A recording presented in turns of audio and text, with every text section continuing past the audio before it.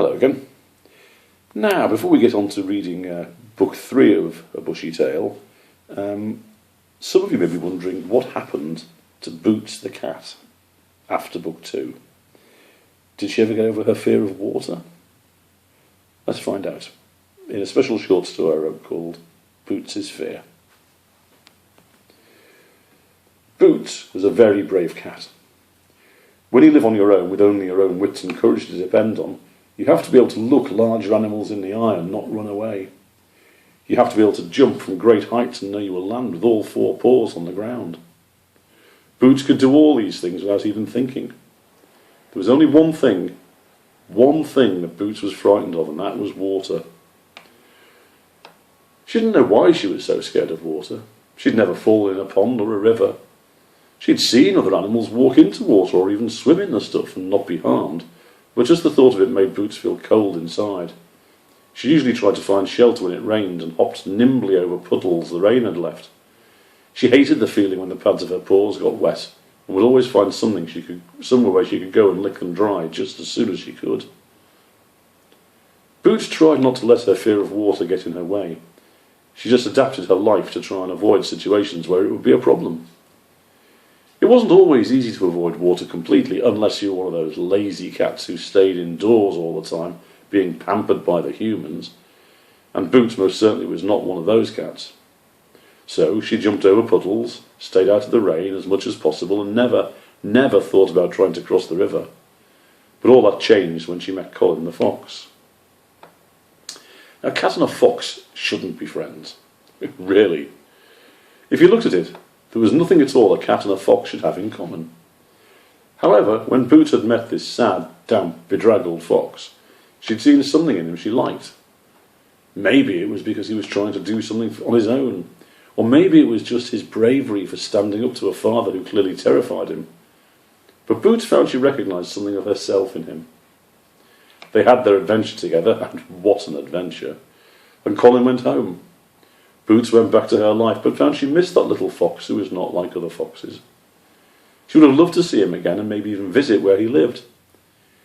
She had never found out how Colin had got on after their adventure together, and she would dearly have liked to surprise him in his home and catch up. But there was one enormous thing which would always stop Boots from visiting Colin. Between Boots's farm and Colin's woods was the river. Boots knew there were ways to cross the river. She'd been told by other cats and by Colin himself that there were places you could cross by jumping from one large stone to another, so that you never had to get your paws wet. Boots looked at those stones and wondered. There was wet moss on some of the stones. Even the most sure-footed cat could slip, and if you slipped, you would get very wet indeed. Boots had got as far as stepping onto the first stone, but then seen the river rushing by and turned back. One day, Boots was sitting on her favourite wall, when a pheasant suddenly burst out of the field and landed on the wall nearby.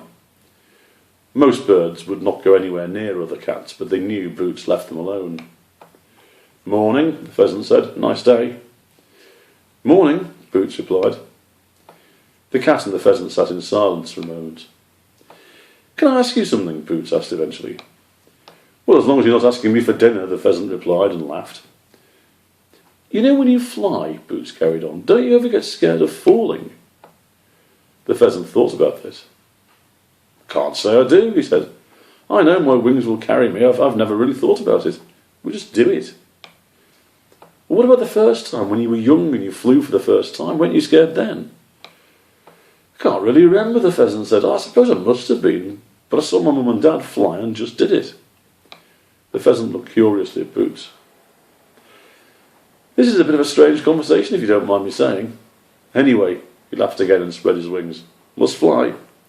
With that, the pheasant was gone. Boots sat lost in thought for a while. If birds could soar into the air and never be afraid of falling, then surely one cat, who had no reason to be afraid of water, could cross a river. She wandered down to the riverbank and sat at a safe distance watching, trying to tell herself that there was nothing to fear. But the thought of the way the river hurried by at such speed made her feel icy cold inside. It wasn't enough. Just then there was a splash nearby, and a shiny wet otter hauled itself out of the water and onto the bank, carrying a fish in its mouth. It dropped the fish onto the bank and eyed Boots suspiciously. "This is my fish," the otter said. "Well, that's fine," Boots replied. "I don't want it." "Just as long as you know," the otter said, looking from Boots to the fish and back again. "I caught it. It's mine." No, you keep it," Boots said. "Do you mind if I ask you something?" "Well, as long as you're not asking for my fish." "I don't want—" Boots stopped herself. "I just wanted to ask about swimming. Don't you ever get afraid of the water?" "Afraid of the water?" the otter replied. "Is that a trick question?" "No, I'm curious," Boots said. Look at the speed the water moves. Don't you ever worry it'll carry you away forever?" The otter frowned. "Not really," he replied. "Not when you can swim like we can." "What about the first time? Weren't you afraid of the first time you went in the water?" "No," the otter said, thinking back. "It was brilliant. I couldn't wait. And you know why? Because water means fish." The otter suddenly stopped and looked at Boots with suspicion again. "You're after the fish, aren't you?" he said. "No, I'm not after the fish," Boots sighed. "I'm just curious." "Curiosity and cats," the otter observed, picking his fish back up, "don't go together." With that, he slipped back into the river and vanished from sight.